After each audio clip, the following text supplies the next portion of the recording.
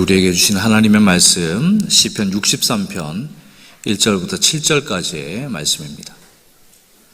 구약성경 846면에 있습니다. 하나님의 말씀 시편 63편 1절부터 7절까지 말씀입니다. 한 절씩 교독하고 이제 마지막 절은 함께 읽도록 하겠습니다. 하나님이여, 주는 나의 하나님이시라. 내가 간절히 주를 찾되 물이 없어 마르고 황폐한 땅에서 내 영혼이 주를 갈망하며 내 육체가 주를 앙모하나이다.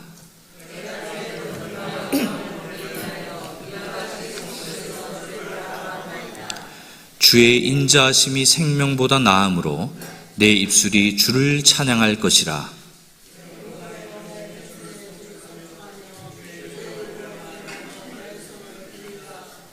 골수와 기름진 것을 먹음과 같이 나의 영혼이 만족할 것이라. 나의 입이 기쁜 입술로 주를 찬송하되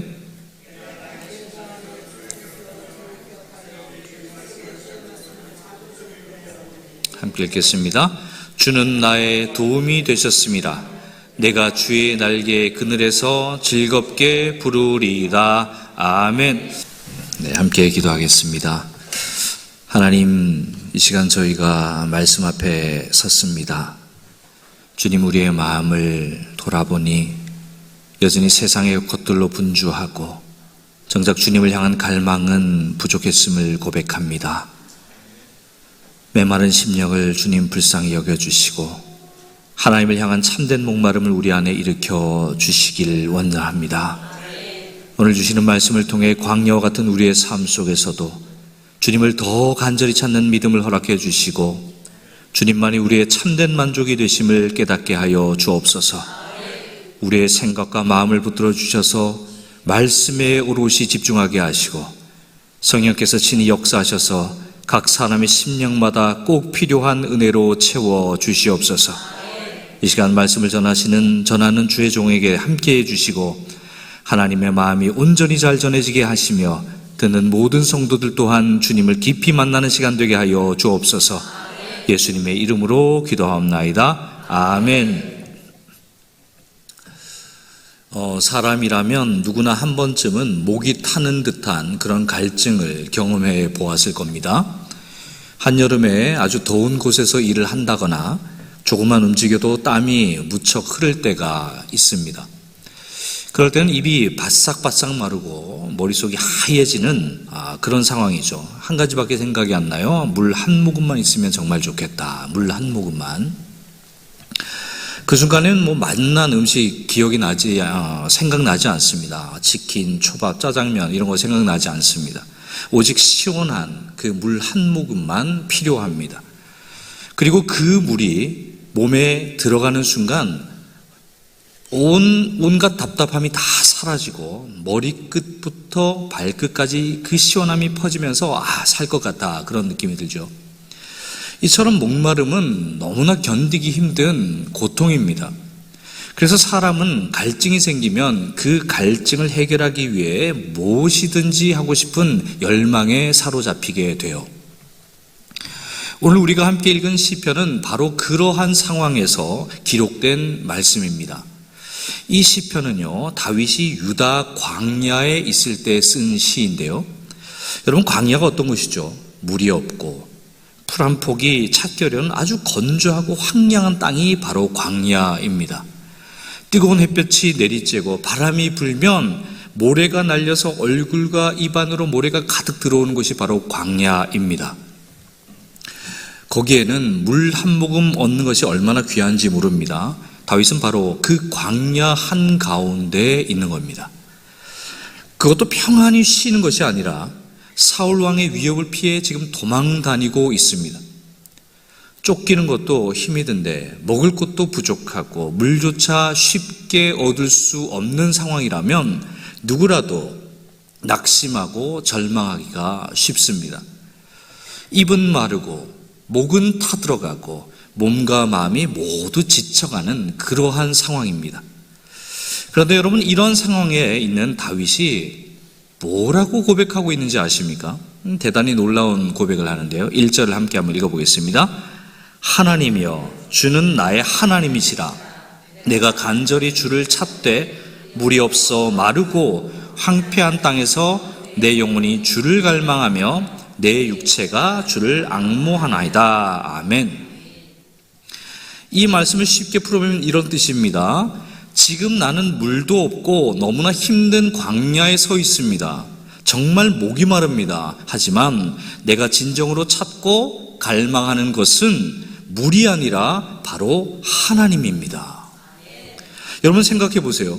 목이 타들어가는 그 극심한 갈증 속에서 가장 먼저 떠오르는 것이 무엇이겠습니까?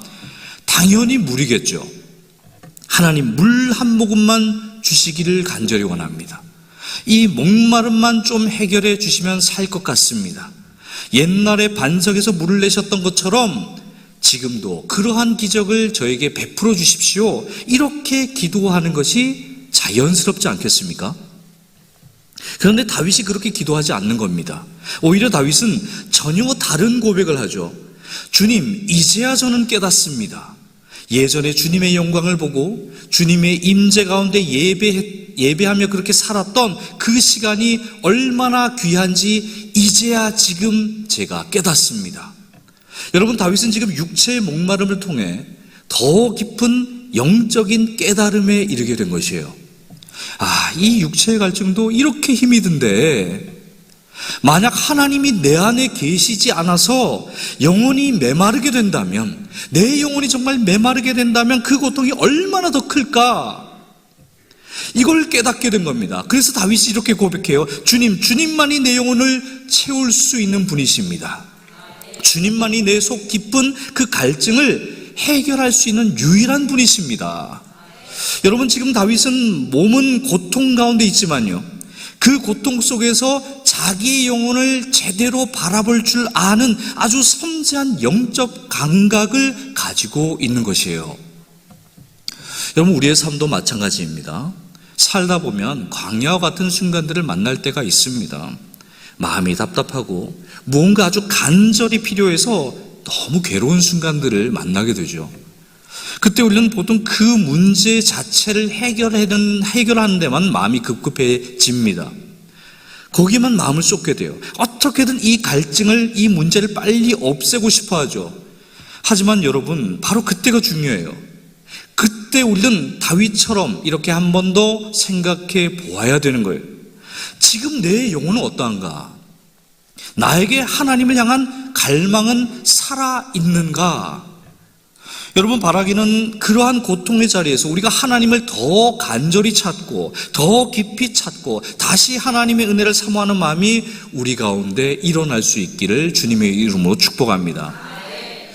인생의 건조한 이러한 광야 같은 시간 속에서 다윗이 걸어갔던 그 길을 우리도 다시 한번 걸어갈 수 있기를 주님의 이름으로 축복합니다. 그 길에서 하나님을 더 깊이 만나고 우리의 영혼이 놀랍도록 새로워지는 은혜를 경험하실 수 있기를 예수님의 이름으로 축복합니다. 이제 이어지는 말씀을 보면요, 다윗은 한 걸음 더 나아가게 되는데요, 그는 단순히 하나님을 찾는 데에서 그저 그치지 않고 하나님의 영광을 바라보기를 간절히 원하고 있어요. 2절 말씀인데요, 함께 한번 읽어보겠습니다. 내가 주의 권능과 영광을 보기 위하여 이와 같이 성소에서 주를 바라보았나이다. 아멘. 여러분, 이 말씀을 들으면 이제 한 가지 의문이 생겨요. 지금 다윗이 있는 곳이 어디라고 했죠? 아름다운 성전 안이 아닙니다. 편안하게 앉아서 예배 드리는 그런 자리가 아니에요. 지금 그는 아무것도 없는 광야에 서 있습니다. 흙먼지가 날리고 쉴 곳도 없는 바로 그런 자리예요. 그런데 그런 자리에서 다윗이 뭐라고 해요? 내가 성소에서 주를 바라봅니다. 그래요. 여러분, 지금 그곳은 성소가 아니죠. 하나님께서 특별히 만나주시겠다 약속하신 성전이 아닙니다. 그런데 다윗이 뭐라고 해요? 자신이 서 있는 그 광야를 마치 성소인 것처럼 고백하고 있다는 거예요. 여러분, 이것이 무엇을 의미하냐면 하나님은 어떤 특정한 장소에만 계신 분이 아니라는 것입니다. 하나님은 어디에나 계신 분이세요. 그래서 우리가 하나님을 찾고 예배하는 그 자리가 바로 성소가 되는 것입니다. 화려한 예배당 안에서 그 곳 안에서만 하나님의 영광을 우리가 경험하는 게 아니라 광야 같은 인생의 자리에서도 하나님을 만날 수 있다는 것이죠. 다윗은 성전에서 경험했던 하나님의 권능, 성전에서 경험했던 하나님의 영광을 지금 이 광야 한복판에서도 다시 경험하기를 간절히 원한 것입니다. 아무것도 없는 그곳이, 황량한 그곳이, 정말 외로운 그것이, 절망밖에 이야기할 수밖에 없는 그곳이 하나님을 만나는 자리로, 예배의 자리로 바뀌기를 그렇게 간절히 사모하고 있는 것이에요. 여러분, 우리의 삶도 이와 같습니다. 우리는 흔히 교회에 와야만 하나님을 만날 수 있다고 생각하기 쉬운데요, 물론 교회는 너무나 소중한 예배 자리입니다. 그러나 하나님은 교회 안에만 갇혀 있는 분이 아닙니다. 살다 보면 우리 인생에도 아주 광야 같은 그러한 시간이 찾아와요. 몸이 약해질 수도 있고, 마음이 지칠 수도 있고, 환경이 어려워질 수도 있습니다. 예배 드리기조차 아주 쉽지 않은 그런 상황을 만날 때도 있어요. 어쩌면 지금이 그런 때이다라고 생각하는 분도 계실지 모르겠어요. 그런데 바로 그때 우리도 다윗처럼 고백해야 하는 겁니다. 하나님, 내가 교회에서 예배하며 경험했던 그 은혜를, 하나님의 임재를, 하나님의 영광을 내가 어디 있더라도 바로 그 자리에서 다시 경험하기를 간절히 원합니다. 이 광야 같은 시간이 하나님을 만나는 시간이 되게 해 주십시오. 여러분, 우리가 서 있는 그 자리가 어디든지 하나님을 향한 갈급한 마음으로 우리가 주님을 찾게 된다면 바로 그곳이 곧 성소가 될 줄로 믿습니다. 그 자리에서 바로 예배가 시작되고요, 그 자리에서 하나님의 영광이 임하게 되는 것입니다. 여러분, 혹시 그 진주조개에 관한 이야기를 한번 들어보신 적이 있을까요? 진주가 어떻게 만들어지는지에 대해서는 들어보셨을 겁니다. 진주는 처음부터 아름답게 만들어지는 것이 아닙니다. 이 조개 속에 아주 작은 이물질이 들어오면서 시작이 된다고 해요. 그 이물질이 조개의 연한 살을 계속해서 자극하고 긁고 상처를 줍니다. 그러면 조개는요, 그 아픔을 견디기 위해서 자기 몸에서 그렇게 나오는 분비물로 그 이물질을 감싸기 시작한대요. 한 번으로 끝나는 것이 아니라 그게 수없이 계속 반복이 됩니다. 그렇게 오랜 시간이 지나면서 그 상처의 자리가 점점 영롱한 빛깔의 진주로 바뀌게 되는 것입니다. 그래서 진주를 양식하는 사람들은 아예 이 조개 입을 벌려서 작은 이물질을 넣어주기도 한다고 해요. 그 고통의 과정이 있어야만 반드시 아름다운 진주가 만들어지기 때문입니다. 여러분, 우리가 잘 아는 베토벤, 음악가 베토벤을 한번 생각해 볼까요? 그는 1801년부터 청각장애로 큰 고통을 겪기 시작했습니다. 1801년부터요. 음악가에게 듣지 못한다는 것이 얼마나 절망스러운 일입니까? 좌절할 일이죠. 음악가인데 듣지는 못한다. 아마도 이제는 모든 것을 포기하고 싶다, 그만두고 싶다라는 생각이 밀려왔을 겁니다. 실제로 시간이 흐르면서 그에게는 점점 더 나빠졌습니다. 그리고 1814년쯤에는 13년 정도 흘렀어요. 거의 아무 소리도 들을 수 없는 그런 상태가 되었다고 해요. 근데 참 놀라운 일이 일어나죠. 바로 그 시기에 그의 최고로 위대한 작품들이 쏟아져 나오기 시작했다는 거예요. 1801년부터 1년에는 피아노 소나타 14번 월광 소나타, 15번 전원 소나타가 작곡되었고요. 1808년에는 유명한 교향곡 5번 운명 교향곡이 탄생했습니다. 1810년에는 엘리제를 위하여, 그리고 완전히 청각을 다 잃어버린 후 1824년에 교향곡 9번 합창 교향곡이 만들어졌어요. 특별히 이 교향곡 9번의 마지막 악장은 환희의 송가로 불려졌습니다. 환희의 송가. 아무 소리도 들을 수 없는 극심한 고통 속에서 어떻게 이 고통의 노래가, 환희의 노래가 나올 수 있었을까요? 대단히 놀라운 일이죠. 이 작품은 지금 유네스코 세계기록유산에도 등재되었다고 합니다. 여러분, 진주조개와 베토벤의 이 이야기가 우리에게 무엇을 전해줍니까? 위대한 열매는 때로 긴 고통의 시간을 통해 만들어진다는 사실을 우리에게 알려줍니다. 다윗도 마찬가지예요. 다윗의 시편을 보면 가장 깊은 고백, 가장 은혜로운 찬양이 언제 나왔습니까? 평안하고 모든 것이 잘 되는 그런 순조로운 순탄한 그때가 아니라 도망다니고 외롭고 힘들었던 그 광야의 시간 속에서 나왔습니다. 여러분, 하나님은 우리의 고난과 아픔을 그저 그렇게 헛되게 두시는 분이 아니십니다. 그 시간 속에서 우리의 영혼을 다시 가다듬고 더 깊은 믿음, 더 아름다운 찬양, 더 입술에 귀한 고백들을 우리 안에서 만들어 내시는 것입니다. 그러므로 여러분, 우리의 삶이 지금 아픔에 처해 있다면, 힘든 시간이 있다면, 절망하고 좌절할 수밖에 없는 그런 순간이 있다면 그것이 끝이 아니라는 사실을 기억하시기 바랍니다. 하나님께서 그 시간을 통해 우리 안에 훨씬 더 고귀하고 거룩하고 존귀한 것을 만들어가고 빚고 있다는 사실을 믿으실 수 있기를 바라요. 그리고 그 과정 속에서 우리는 하나님을 더 깊이 만날 수 있고요, 우리의 삶이 아주 영적인 진주처럼 영롱하게 빛나게 될 수 있게 될 것입니다. 여러분, 가장 위대한 예배라고 불릴 수 있는 예배가 언제 드려질까요? 모든 것이 잘 될 때, 형편이 좋을 때 그렇게 드려지는 예배, 너무 귀한 예배죠.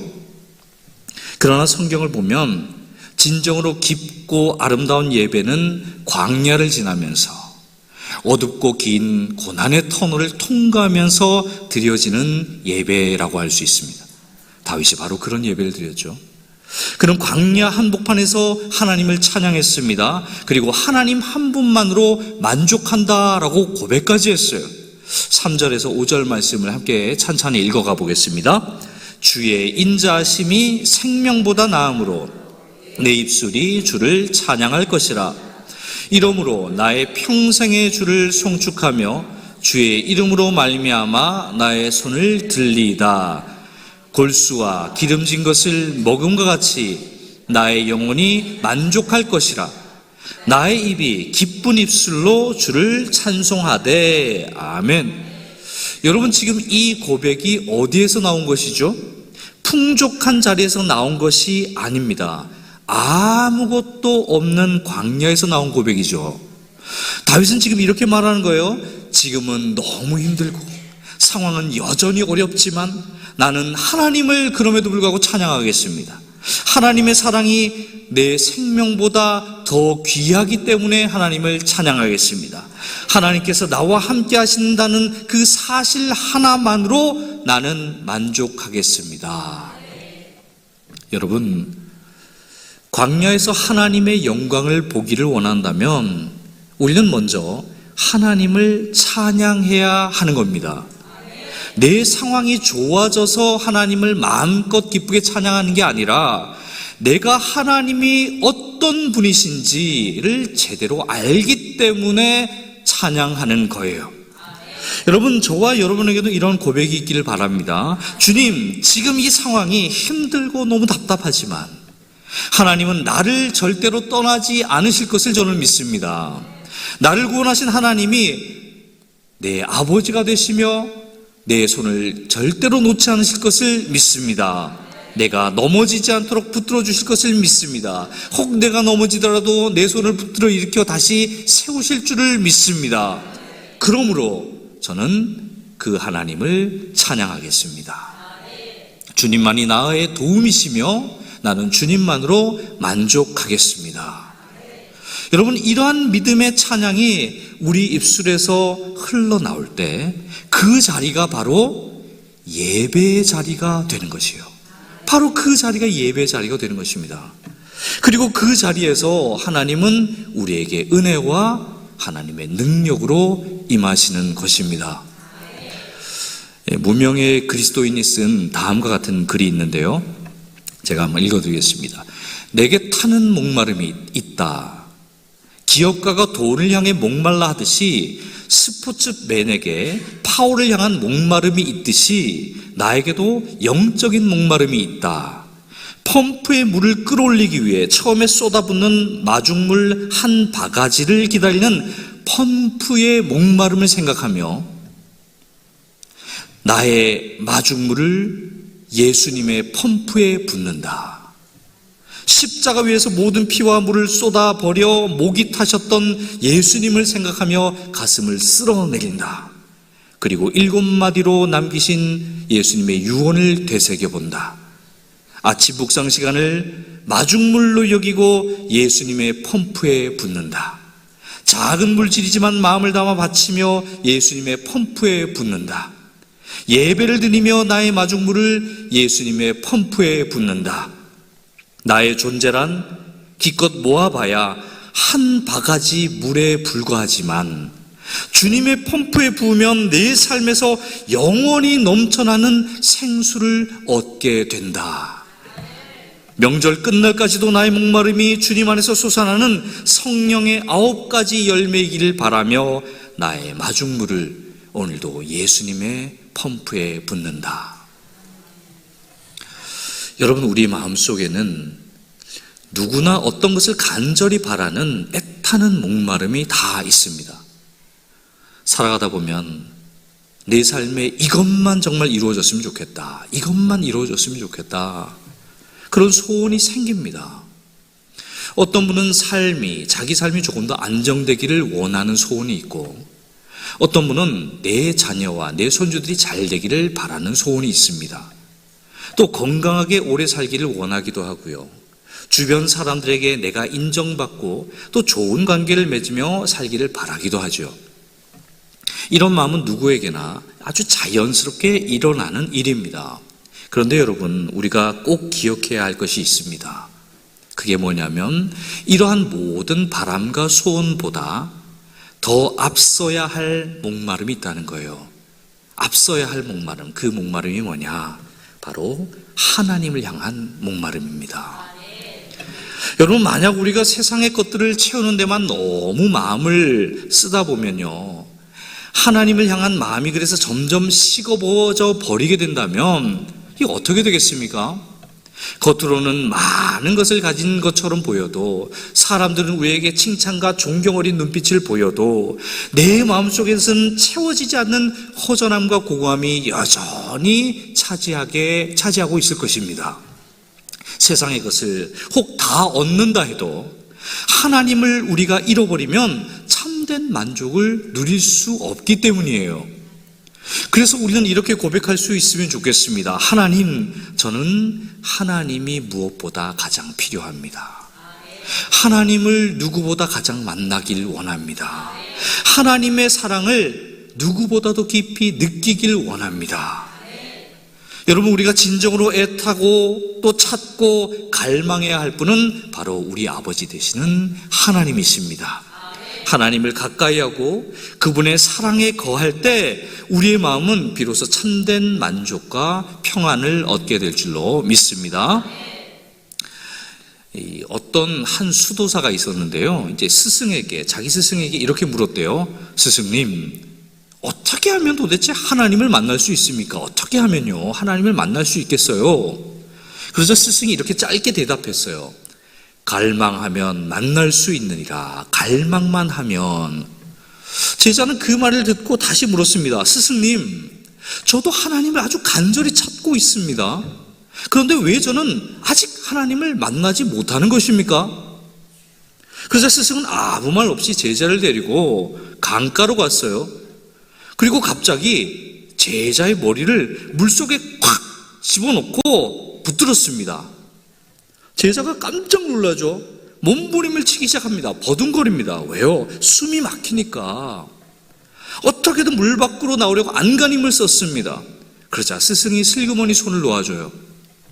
제자는 겨우 밖으로 나와 숨을 몰아쉬면서 이렇게 말했습니다. 스승님, 왜 저를 그렇게 하셨습니까? 저 죽는 줄 알았습니다. 그때 스승이 조용히 물었어요. 자네는 물속에서 왜 그렇게 필사적으로 몸부림을 쳤나? 왜?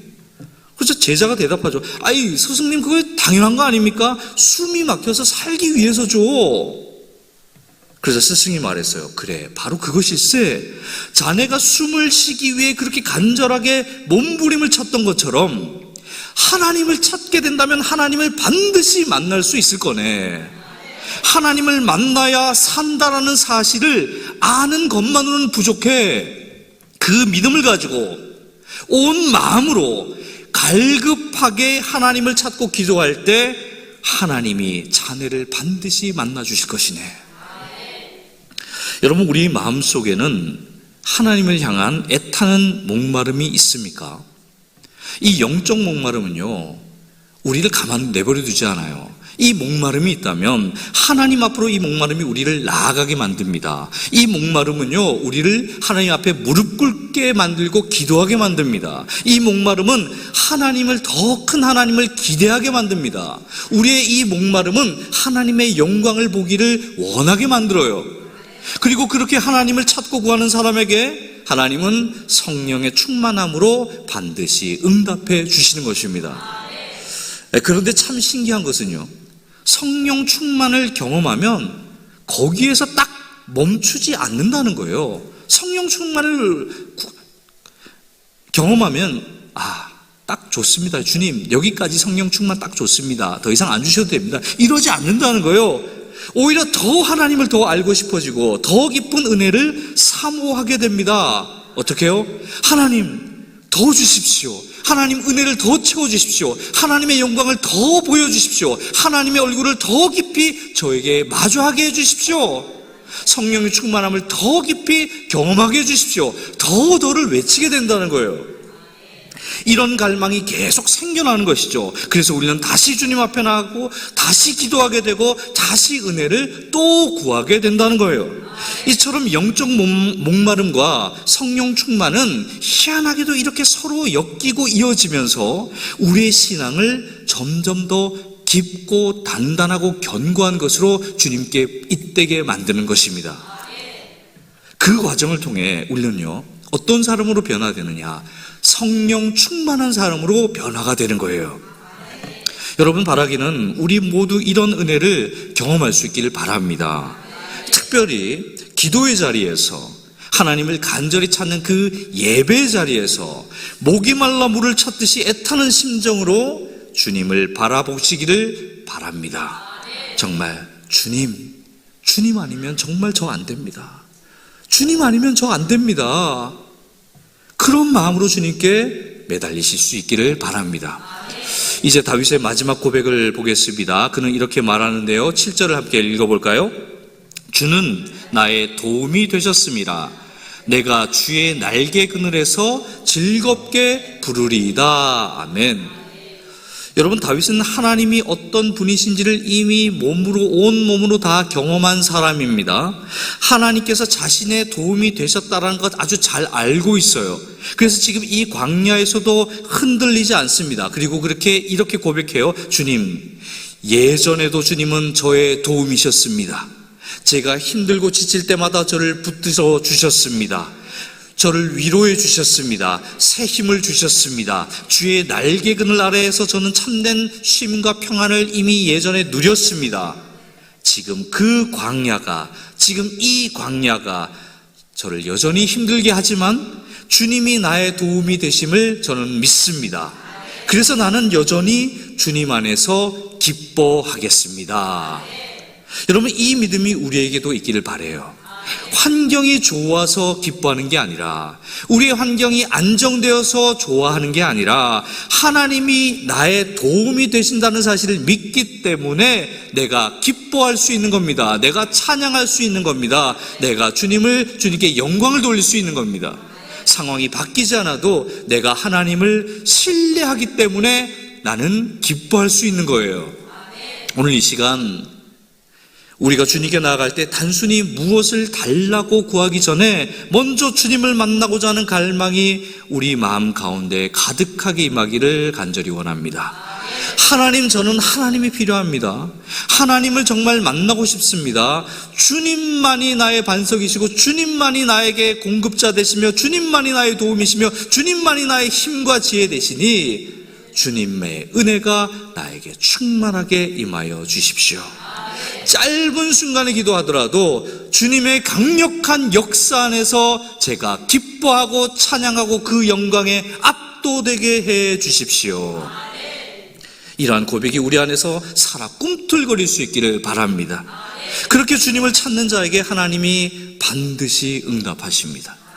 우리의 심령 가운데 생명과 기쁨과 평강을 아주 풍성하게 채우실 줄 믿습니다. 이러한 은혜를 오늘도 깊이 경험할 수 있기를 예수님의 이름으로 축복합니다. 기도하겠습니다. 사랑과 은혜 하나님 아버지, 우리는 이제껏 너무 쉽게 세상의 것들에 우리 마음을 빼앗기며 살아왔습니다. 눈에 보이는 문제와 우리의 필요에만 매달리니라 정작 주님을 향한 우리의 갈급함을 잃어버릴 때가 많았음을 고백합니다. 주님, 우리의 심령을 다시 깨워 주시옵소서. 목이 타들어가는 사람이 물을 찾듯이 우리의 영혼이 주님을 간절히 찾게 하여 주시옵소서. 주님 아니면 살 수 없다는 그 고백이 우리 마음 깊은 곳에서부터 흘러나오게 하여 주시옵소서.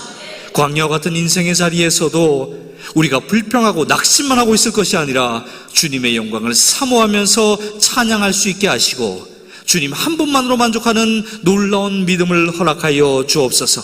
주님, 우리가 서 있는 그 자리가 어디든지 그곳이 바로 예배 자리가 되게 하시고 그 자리에서 주님을 만나며 주의 은혜로 새 힘을 얻는 삶 되게 하여 주시옵소서. 특별히 우리의 기도의 자리를 축복해 주시고 갈급한 심령으로 우리가 주님 앞에 나아갈 때 성령의 충만함으로 우리를 가득 채워 주시옵소서. 그 은혜 가운데 우리가 더욱 주님을 사모하게 하시고 더 깊이 주님을 알아가는 삶 되게 하여 주시옵소서. 그래야 우리가 주님을 더 기뻐하며 살아가는 아주 놀랍고 복된 인생 되게 하여 주옵소서. 예수님의 이름으로 기도하옵나이다. 아멘.